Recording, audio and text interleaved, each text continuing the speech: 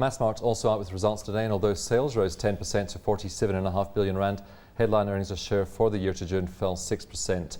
Joining me with more on the numbers is Grant Pattison. He's the CEO of Massmart. Grant, thanks very much for coming in today. Pleasure. It looks like two distinctly different halves of the year for Massmart, and I think you outlined that in the commentary today, because while operating profit before foreign exchange movements was flat for the year, if you look at the second half, it rose by almost 10%.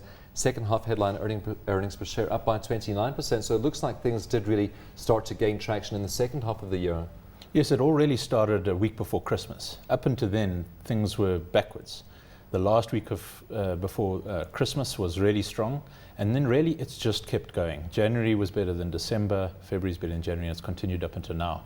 And in the last 8 weeks, or the first 8 weeks of this financial year, comparable sales have now risen to 9.2%. Now, of course, the first few weeks of this year were still the end of the World Cup. The last few weeks of last year, also the World Cup. Did you get any sort of World Cup kicker? Because we got those retail sales numbers out last week, 7.4% growth for the month of June. And of course, furniture and appliances doing particularly well. You're big in the appliance place. Did you see that? We certainly felt it. It started a week before the kickoff, and it lasted up until a week before the final. I think sales probably increased for those 4 weeks by 10%, and we estimate that to be between 200 and 300 million rands worth of extra sales. Now, the improvements that you said started kicking in from December last year, have they been across the board? Because of course you do operate in a number of different spaces, don't you? Yes, and we're quite careful about that, because often our performance can mar the interpretation of what's going on. But right across all our divisions, across all geography, across all formats, across all income groups, we've seen a steady improvement in the consumer environment. Interestingly, mass build sales up over 13%, profits up 5%. There's a bit of a turnaround story in there, but coming back to these retail sales numbers last week, building, hardware, paints not doing very well. In fact, I think there was a contraction in June, but you seem to have bucked the trend there. Yes, the only way I can interpret it is we've taken a lot of market share. Certainly, we've done a lot better job than we were doing 18 months or 24 months ago. So there's some pride we've got in we're running the thing better, and some of the improvements have been around the costs and the margin and the shrinkage. But yet our sales have kept up, contrary to those statistics. And so perhaps we're taking some share, but perhaps there's also some good news there that our building business includes a lot of home maintenance. And what we've seen pick up over the last perhaps 12 months is people may not be moving, may not be buying houses, but they certainly are maintaining their homes. And of course, we have seen some of the smaller players perhaps closing their doors during the recession. I think it's been tough for the small player. Banks pull back on finance, the market suffers, suppliers perhaps pull back a bit on support. Size is useful to survive these cyclical downturns. Grant, tell us how you're affected by the rand. Of course, we have seen some significant strengthening of the rand from this time last year. How does that feed through to you? How much of your revenue comes from outside of South Africa? Well, let me just say that the rand affects us in 3 ways. One is it affects product inflation in South Africa. So what we've seen is inflation being very low because the rand's very strong. Now that's just part of retail, and we manage and live with that. And that's good for the consumer. And it's good for the consumer, and particularly if food inflation is low, they tend to spend more on hard goods. So Massmart's got quite a nice balance and mix for that. In terms of our foreign businesses, there's 2 major effects. First of all, the strong rand reduces the translation sales and profits into our income statement. Now those again are just part of life. I don't think one should be complaining about those. Sometimes you win, sometimes you lose. The harder to deal with and explain and predict effect is that the accounting standards require us to translate our balance sheets through the income statement back into rands. And this produces some sort of unexplained volatility. The best way to understand that, if the rand strengthens, we lose more money, and if it weakens, we make profits. But they're not real profits or losses. I was about to ask, because that really is a paper loss or a paper profit that you are seeing there, isn't it? It's mostly a paper loss or profit until you want to somehow realize the asset. So as long as you're just holding on to the assets, they're unrealized. Well, just looking at trading profit from Game Africa, that was down 29%. You mentioned the currency weakness, also struggling economies. Are you starting to see those economies also starting to turn around? Yes, we call that local currency sales. So in local currency sales, sales have got to about flat. The biggest impact, of course, we're a hard goods business mostly in Africa, is we sell imported items. You can imagine in those African economies, they've seen 25 or 30% inflation on imported product. So it's natural that we've seen a depressed market. It is recovering, or perhaps it's just annualizing. but we're feeling better about it.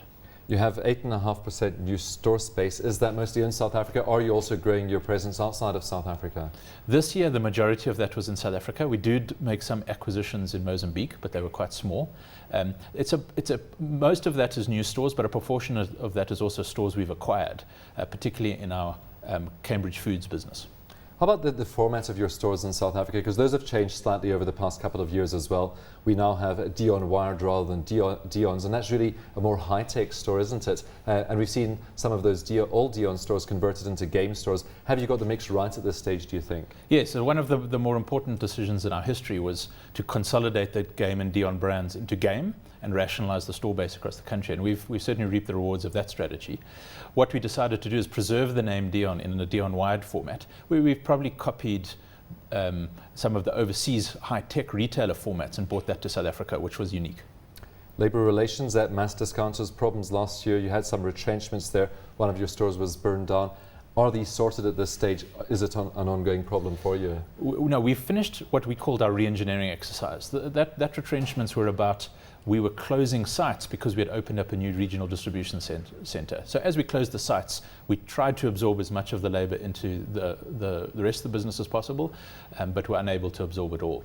The store burnt down, it was definitely deliberate. We don't know who perpetrated it, but the police are investigating. Expenses up 2.8%, and that looks pretty good in this environment even. How do you manage to keep them so tight? Because I should imagine you also have quite a bit of pressure on wage inflation like most other industries in South Africa at this stage.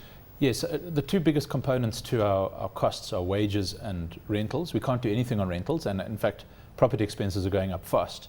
So mostly what we did is we reduced our overtime, our flexibility, and we didn't replace permanent positions for this period. And then on the balance of it, which is quite small but can marginal effect, we really just tightened up. So there was, to the extent that there was expenses that we could cut back without cutting into muscle, we did that. Going into this year, you've already said at the beginning of it seems quite positive. Do you see continuing, because there are some question marks over the sustainability of the recovery we're seeing in the economy? How are you seeing it at the moment? Yes, we're always looking out for that. You get bumps and blips. This has been such a general, consistent recovery from December through to August. 8 months is a trend.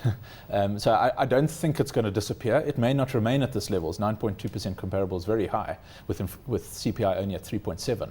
So perhaps it won't carry on going up, but certainly I think we'll see real growth for the year.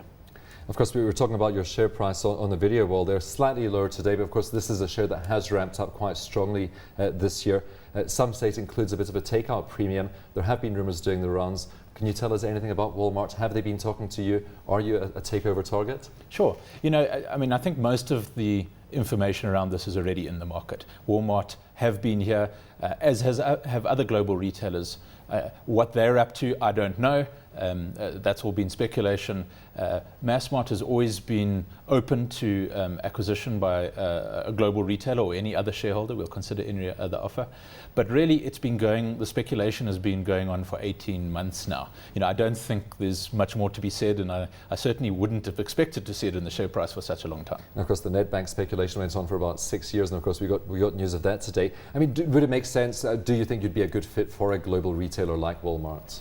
Again, I don't know Walmart's strategy, but certainly we think we're a good regional player. We've got nice exposure to Africa. We're a reasonably simple business to understand. We've got formats that look like formats globally. There are a number of good retailers in South Africa, though, so I think there are a number of targets. Sure, we're probably one of them.